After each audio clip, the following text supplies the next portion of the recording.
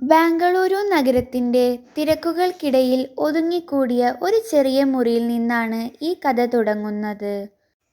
കാവ്യ എന്ന പെൺകുട്ടിക്ക് ജീവിതം ഒരു സുന്ദരമായ കഥയായിരുന്നില്ല. സാധാരണ വസ്ത്രങ്ങൾ ധരിച്ച പാവപ്പെട്ടവളായ അവൾക്ക് നിശ്ചയദാർഢ്യം വളരെ കൂടുതലായിരുന്നു. കരഞ്ഞുകൊണ്ട് വിശപ്പടക്കാനാവില്ലെന്നും കഠിനാധ്വാനം മാത്രമാണ് പോംവഴിയെന്നും കാലം അവളെ നേരത്തെ തന്നെ പഠിപ്പിച്ചു.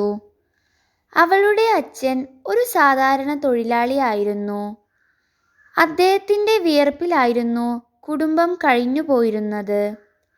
എന്നാൽ ഒരു ദിവസം അസുഖം ബാധിച്ച് അദ്ദേഹം മരിച്ചതോടെ കാവ്യയുടെയും അമ്മയുടെയും ലോകം ഇരുട്ടിലായി.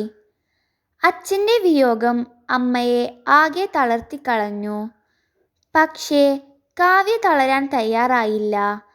തൻ്റെ തകർന്ന കുടുംബത്തെ ചേർത്തു പിടിക്കാൻ അവൾ ഉറപ്പിച്ചു. കാവ്യക്ക് ഒരു ജ്യേഷ്ഠനുണ്ടായിരുന്നു. എല്ലാവരെയും നഗരത്തിൽ കൊണ്ടുപോയി പൊന്നുപോലെ നോക്കുമെന്ന് ഒരിക്കൽ അവൻ വാക്ക് നൽകിയിരുന്നതാണ്. എന്നാൽ നഗരത്തിലെത്തിയ അയാൾ സ്വന്തം ലാഭത്തിനായി തറവാടും ഭൂമിയും വിറ്റു. പണം കിട്ടിയപ്പോൾ തൻ്റെ അമ്മയെയും പെങ്ങളെയും അയാൾ തെരുവിലുപേക്ഷിച്ചു. പട്ടിണിയും ദുരിതവും ഏറിയപ്പോൾ അമ്മയെയും കൂട്ടി കാവ്യ ചേട്ടനെ അന്വേഷിച്ചു ചെന്നെങ്കിലും അയാൾ ക്രൂരമായി പെരുമാറി. ഇനി നിങ്ങളുടെ ജീവിതത്തിൽ എനിക്ക് സ്ഥാനമില്ല എന്ന് പറഞ്ഞ് അയാൾ ആ പാവങ്ങളെ ആട്ടിയോടിച്ചു. അന്നാണ് കാവ്യ മനസ്സിലാക്കിയത്, ചോരബന്ധങ്ങൾ പോലും ചിലപ്പോൾ അപരിചിതരേക്കാൾ ദൂരത്താകുമെന്ന്. സ്വന്തം ചോരയിൽ പിറന്ന സഹോദരൻ ഒരു അപരിചിതനെ പോലെ പെരുമാറിയപ്പോൾ ഈ ലോകത്ത് ഒറ്റപ്പെട്ടത് കാവ്യയല്ല, മറിച്ച് മനുഷ്യത്വം മരിച്ച ജ്യേഷ്ഠനാണെന്ന് അവൾക്ക് തോന്നി. പട്ടിണി കിടന്നാലും ഇനി അവൻ്റെ മുന്നിൽ കൈനീട്ടില്ല എന്ന് ആ നിമിഷം കാവ്യ ശപഥം ചെയ്തു. ആ തകർന്ന ഹൃദയവുമായി അമ്മയെ ചേർത്തു പിടിച്ച് അവൾ വീണ്ടും തെരുവിലേക്കിറങ്ങി. ജീവിതം കാവ്യയെ ഒരു പോരാളിയാക്കി മാറ്റി. രാവിലെ മുതൽ വൈകുന്നേരം വരെ അവൾ ഓരോ വീടുകളിലും ജോലി തേടി അലഞ്ഞു. പാത്രം കഴുകുക, തുണി അലക്കുക, വീട് തുടയ്ക്കുക, ചെയ്യുന്ന ജോലിയുടെ വലിപ്പമൊന്നും അവൾ നോക്കിയില്ല. കിട്ടുന്ന ഓരോ രൂപയും അവൾ സൂക്ഷിച്ചു വെച്ചു. എങ്കിലും നഗരത്തിലെ ജീവിത ചെലവുകൾക്കിടയിൽ ആ പണം തികയുമായിരുന്നില്ല. തൻ്റെ അമ്മയുടെ ശോഷിച്ചു വരുന്ന ശരീരവും ഇടയ്ക്കിടെയുള്ള ബോധക്ഷയവും അവളെ കൂടുതൽ വ്യാകുലപ്പെടുത്തി. ഈ ദുരിതകാലത്താണ് ലക്ഷ്മി എന്ന ഒരു സ്ത്രീ അവളുടെ ജീവിതത്തിലേക്ക് വരുന്നത്. അവരും മറ്റുള്ളവരുടെ വീടുകളിൽ പണിക്ക് പോയി ജീവിക്കുന്നവളായിരുന്നു. കാവ്യയുടെ അവസ്ഥ കണ്ട് ലക്ഷ്മിക്ക് അവളോട് വലിയ അനുകമ്പ തോന്നി. മോളെ, നിനക്ക് ഞാൻ ഒരു വലിയ വീട്ടിൽ ജോലി ശരിയാക്കി തരാം. അവിടെയുള്ള ഉടമസ്ഥൻ വലിയ ധനികനാണ്. പക്ഷേ അയാൾക്ക് സഹായിക്കാൻ ആരുമില്ല. നിന്നെപ്പോലെ സത്യസന്ധമായ ഒരു പെൺകുട്ടിയെയാണ് അവിടെ ആവശ്യം. ലക്ഷ്മിയുടെ ഈ വാക്കുകൾ കാവ്യയുടെ ഉള്ളിൽ ഒരു ചെറിയ പ്രത്യാശ നൽകി. നാളത്തെ ആ വലിയ വീട് തൻ്റെയും അമ്മയുടെയും വിധിയെ മാറ്റിമറിക്കുമോ എന്ന് അവൾ ചിന്തിച്ചു. നഗരത്തിലെ ഏറ്റവും വലിയ കൊട്ടാര സമാനമായ വീടുകളിൽ ഒന്നായിരുന്നു ആര്യൻ്റേത്. ആര്യൻ ചെറുപ്പക്കാരനായ ബിസിനസ്സുകാരനായിരുന്നു. സമ്പത്തിന് ഒരു കുറവുമില്ല. കാറുകൾ, ജോലിക്കാർ, പണം ഒക്കെയുണ്ട്. പക്ഷേ ആ വലിയ വീട്ടിൽ ഒരു ശ്മശാനത്തിൻ്റെ മൂകത ഉണ്ടായിരുന്നു. ആര്യൻ മിക്കവാറും സമയങ്ങളിൽ ഗൗരവക്കാരനായിരുന്നു. ആരോടും ചിരിക്കാറില്ല, സംസാരിക്കാറില്ല. ജീവിതത്തിലെ ഏതോ വലിയ നഷ്ടം അയാളെ ഉലച്ചു കളഞ്ഞിരുന്നു. ആ വീട് നോക്കി നടത്താൻ ഒരു വിശ്വസ്തയായ ജോലിക്കാരിയെ അയാൾ അന്വേഷിക്കുകയായിരുന്നു. ലക്ഷ്മി പറഞ്ഞതനുസരിച്ച് കാവ്യ ആ വീടിൻ്റെ മുന്നിലെത്തി. വലിയ ഗേറ്റും മനോഹരമായ പൂന്തോട്ടവും കടന്ന് അവൾ ഉമ്മറത്തെത്തി. വിറയ്ക്കുന്ന കൈകളോടെ അവൾ ബെല്ലടിച്ചു. കുറച്ചു കഴിഞ്ഞപ്പോൾ ആര്യൻ പുറത്തു വന്നു. പരസ്പരം കണ്ണുടക്കിയ ആ നിമിഷം കാലം നിശ്ചലമായതുപോലെ തോന്നി. ആര്യൻ്റെ കണ്ണുകളിൽ ഒരു നിമിഷം ആശ്ചര്യവും പിന്നെ പഴയ ഓർമ്മകളുടെ വേദനയും മിന്നിമറഞ്ഞു. കാവ്യക്ക് അയാളെ എവിടെയോ കണ്ടുമറന്നതുപോലെ തോന്നി. പക്ഷേ അവൾ തല താഴ്ത്തി നിന്നു. "നിന്നെ ലക്ഷ്മി അയച്ചതാണോ?"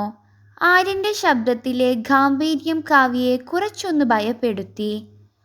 എങ്കിലും ധൈര്യം സംഭരിച്ച് അവൾ അതെ എന്നു മറുപടി നൽകി. കാവ്യ ആ വീട്ടിൽ ജോലിയിൽ പ്രവേശിച്ചു. ആ വലിയ വീട് വൃത്തിയാക്കി വയ്ക്കുക എന്നത് ചെറിയൊരു ജോലിയായിരുന്നില്ല. എന്നാൽ കാവ്യ തൻ്റെ ഹൃദയം കൊടുത്താണ് ആ ജോലി ചെയ്തത്. ആര്യൻ ഭക്ഷണം കഴിക്കാറുണ്ടോ എന്ന് പോലും ആരും ശ്രദ്ധിക്കാറില്ലായിരുന്നു. കാവ്യ വന്നതിനു ശേഷം കൃത്യസമയത്ത് ഭക്ഷണവും ചായയും ടേബിളിൽ റെഡിയായി. അവൾ ആര്യനോട് അധികം സംസാരിച്ചില്ല. പക്ഷേ അയാളുടെ ആവശ്യങ്ങൾ മുൻകൂട്ടി കണ്ടറിഞ്ഞ് പ്രവർത്തിച്ചു. ആര്യൻ ദൂരത്ത് നിന്ന് അവളെ നിരീക്ഷിക്കുമായിരുന്നു. അവളുടെ പ്രവൃത്തികളിൽ ഒരു ആത്മാർത്ഥത ഉണ്ടായിരുന്നു. മറ്റു ജോലിക്കാരെ പോലെ പണത്തിനു വേണ്ടി മാത്രം ചെയ്യുന്ന ഒന്നല്ല എന്ന് അയാൾക്ക് മനസ്സിലായി. അവൾ നടക്കുമ്പോഴും സംസാരിക്കുമ്പോഴും ആര്യന് തൻ്റെ ജീവിതത്തിൽ നിന്ന് വിട്ടുപോയ ആരോ ഒരാളെ ഓർമ്മ വരുമായിരുന്നു. "ഈ കുട്ടി ആരാണ്? എന്തിനാണ് ഇവളുടെ മുഖം കാണുമ്പോൾ എൻ്റെ മനസ്സ് ഇത്രമാത്രം അസ്വസ്ഥമാകുന്നത്?" ആര്യൻ സ്വയം ചോദിച്ചു. കാവ്യയാകട്ടെ ആ വീട്ടിലെ ഓരോ വസ്തുക്കളെയും സ്നേഹത്തോടെ പരിചരിച്ചു പോന്നു. തൻ്റെ വേദനകൾ മറക്കാൻ അവൾ അധ്വാനത്തെ കൂട്ടുപിടിച്ചു. ഒരു ദിവസം ഉച്ചയ്ക്ക് ആര്യൻ ഓഫീസിൽ പോയ സമയമായിരുന്നു. ലിവിംഗ് റൂമിലെ ഫോട്ടോകൾ തുടയ്ക്കുകയായിരുന്നു കാവ്യ. അപ്പോഴാണ് ഒരു വലിയ ഗോൾഡൻ ഫ്രെയിമിൽ ഇരിക്കുന്ന ആ ചിത്രം അവൾ കണ്ടത്. ആ നിമിഷം അവളുടെ കയ്യിലുണ്ടായിരുന്ന തുണി താഴെ വീണു. കണ്ണുകൾ നിറഞ്ഞു തുളുമ്പി. അത് സ്നേഹയായിരുന്നു, കാവ്യയുടെ പ്രാണപ്രിയയായ കൂട്ടുകാരി. ഗ്രാമത്തിൽ ഒരേ പാത്രത്തിൽ ഭക്ഷണം കഴിച്ച് ഒരേ ബെഞ്ചിലിരുന്ന് പഠിച്ച സ്നേഹ. സ്നേഹയുടെ വിവാഹം കഴിഞ്ഞതോടെയാണ് അവർ തമ്മിൽ അകന്നത്. സ്നേഹ പിന്നീട് മരിച്ചുപോയ വിവരം കാവ്യ അറിഞ്ഞിരുന്നു. താൻ ഇപ്പോൾ ജോലി ചെയ്യുന്നത് സ്നേഹയുടെ ഭർത്താവിൻ്റെ വീട്ടിലാണെന്ന തിരിച്ചറിവ് അവളെ ഉലച്ചുകളഞ്ഞു. തൻ്റെ കൂട്ടുകാരി രാജകുമാരിയെപ്പോലെ ജീവിച്ച ആ വീട്ടിൽ താൻ ഇന്ന് വെറുമൊരു വേലക്കാരി. സ്നേഹ ഇന്ന് ഉണ്ടായിരുന്നുവെങ്കിൽ എന്ന് അവൾ ആഗ്രഹിച്ചു പോയി. ആര്യൻ്റെ ഏകാന്തതയുടെയും സങ്കടത്തിൻ്റെയും കാരണം അപ്പോഴാണ് അവൾക്ക് വ്യക്തമായത്. തൻ്റെ പ്രിയപ്പെട്ടവളുടെ വിയോഗം ആ മനുഷ്യനെ ഇത്രമാത്രം തളർത്തിയിരിക്കുന്നു. ഈ സത്യം പുറത്തു പറയണോ എന്ന് അവൾ ആലോചിച്ചു. പക്ഷേ പിന്നീട് വേണ്ടെന്ന് വെച്ചു അവൾ. സ്നേഹയുടെ ഓർമ്മകൾ ആര്യനെ വീണ്ടും വേദനിപ്പിക്കേണ്ട എന്ന് അവൾ കരുതി. കാവ്യയാകട്ടെ ഇപ്പോൾ ആര്യൻ്റെ വീട്ടിൽ മാത്രമാണ് ജോലി ചെയ്തിരുന്നത്. ആര്യൻ അവളുടെ കഷ്ടപ്പാടുകൾ മനസ്സിലാക്കി മറ്റു വീടുകളിലെ പണി ഒഴിവാക്കാൻ ആവശ്യപ്പെട്ടിരുന്നു. അതിനു പകരമായി നല്ലൊരു തുക അവൾക്ക് ശമ്പളമായി നൽകുകയും ചെയ്തു. എന്നാൽ ഈ ലോകം അത്ര നല്ലതല്ലല്ലോ. ചുറ്റുമുള്ളവർ കഥ മെനയാൻ തുടങ്ങി. ഒരു പണക്കാരൻ്റെ വീട്ടിൽ ആ പെൺകുട്ടി എന്തിനാണ് ഇത്രയധികം സമയം ചിലവഴിക്കുന്നത് എന്ന തരത്തിലുള്ള കുശുകുശുപ്പുകൾ കാവ്യയുടെ കാതിലെത്തി. നാട്ടുകാർ പറയുന്ന അശ്ലീല വാക്കുകൾ കേട്ട് കാവ്യ തേങ്ങിപ്പോയി. താൻ പരിശുദ്ധമായ മനസ്സോടെയാണ് ആ വീട്ടിൽ ജോലി ചെയ്യുന്നതെന്നും തൻ്റെ അന്തസ്സിനേക്കാൾ വലുതല്ല പണമൊന്നും അവൾ കരുതി. ആര്യൻ്റെ സൽപ്പേരിന് താൻ കാരണം കൊണ്ട് കളങ്കം വരരുത് എന്ന് ഉറപ്പിച്ച അവൾ പിറ്റേ ദിവസം മുതൽ ജോലിക്ക് പോയില്ല. ആര്യൻ തന്നെ വിളിക്കുമെന്ന് അവൾക്കറിയാമായിരുന്നു. പക്ഷേ തൻ്റെ ആത്മാഭിമാനം സംരക്ഷിക്കാൻ അവൾ ആ ജോലി ഉപേക്ഷിക്കാൻ തന്നെ തീരുമാനിച്ചു. തൻ്റെ മൗനം അയാൾക്ക് വേദനയുണ്ടാകുമെന്ന് അറിഞ്ഞിട്ടും അവൾ ഉറച്ചുനിന്നു. കാവ്യയെ കാണാതെ ആര്യൻ ആകെ അസ്വസ്ഥനായി. വീട് വീണ്ടും പഴയ ശ്മശാന മൂകതയിലേക്ക് തിരിച്ചുപോയി. ഒടുവിൽ സഹികെട്ട അയാൾ ലക്ഷ്മിയെ കണ്ട് കാവ്യയുടെ വീട് കണ്ടുപിടിച്ചു. നഗരത്തിലെ ഒരു ചേരി പ്രദേശത്തെ ഇടുങ്ങിയ മുറിയിൽ അവൾ അമ്മയോടൊപ്പം കഴിയുകയായിരുന്നു. ആര്യൻ ആ വീടിനുള്ളിലേക്ക് കയറി. തൻ്റെ ആഡംബര ലോകത്തിനു പുറത്ത് ഇത്രമാത്രം ദുരിതം അനുഭവിക്കുന്ന ഒരു ജീവിതമുണ്ടെന്ന് അയാൾ ആദ്യമായാണ് കാണുന്നത്. കാവ്യ അയാളെ കണ്ടപ്പോൾ സ്തംഭിച്ചുപോയി. "നീ എന്താണ് വരാതിരുന്നത്?" എന്ന ആര്യൻ്റെ ചോദ്യത്തിന് അവൾക്ക് മറുപടി ഉണ്ടായിരുന്നില്ല. അപ്പോഴാണ് ആര്യൻ ആ മുറിയുടെ ഭിത്തിയിൽ ഇരിക്കുന്ന ആ പഴയ ഫോട്ടോ കണ്ടത്. തൻ്റെ ഭാര്യ സ്നേഹയും കാവ്യയും കൈകോർത്തു നിൽക്കുന്ന കുട്ടിക്കാലത്തെ ഫോട്ടോ. ആര്യൻ്റെ ഉള്ളിൽ ഒരു കടലിരമ്പി. "നീ സ്നേഹയെ അറിയുമോ?" വിറയ്ക്കുന്ന ശബ്ദത്തോടെ അയാൾ ചോദിച്ചു. കാവ്യ എല്ലാ സത്യങ്ങളും പറഞ്ഞു. താൻ സ്നേഹയുടെ ഉറ്റ സുഹൃത്തായിരുന്നു. അവളുടെ ഭർത്താവിൻ്റെ മുന്നിൽ ഈ കോലത്തിൽ വരാൻ തനിക്ക് വിഷമമായിരുന്നു എന്നും അവൾ കരഞ്ഞുകൊണ്ട് പറഞ്ഞു. ആര്യനാകട്ടെ അസ്തപ്രജ്ഞനായി നിന്നുപോയി. ആര്യന് തൻ്റെ തെറ്റുകൾ മനസ്സിലായി. ഇത്രയും കാലം തൻ്റെ മുന്നിൽ സേവനം ചെയ്തത് തൻ്റെ പ്രിയതമയുടെ ഏറ്റവും അടുത്ത സുഹൃത്തായിരുന്നു എന്നത് അയാളെ ആഴത്തിൽ സ്പർശിച്ചു.